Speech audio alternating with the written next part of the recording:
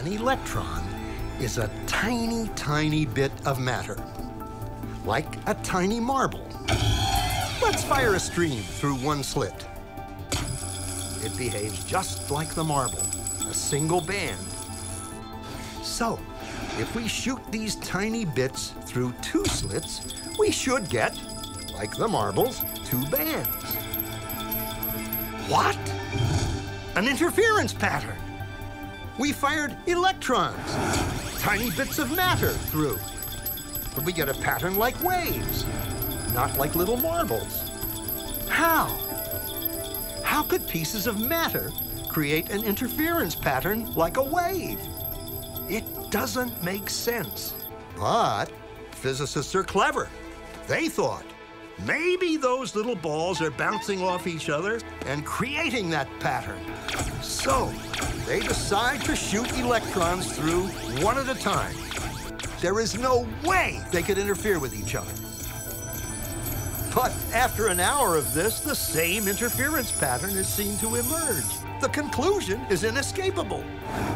The single electron leaves as a particle, becomes a wave of potentials, goes through both slits, and interferes with itself to hit the wall like a particle. But mathematically, it's even stranger. It goes through both slits, and it goes through neither. And it goes through just one, and it goes through just the other. All of these possibilities are in superposition with each other. But physicists were completely baffled by this.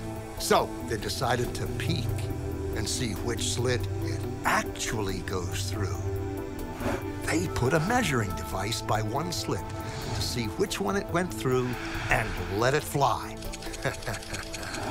But the quantum world is far more mysterious than they could have imagined.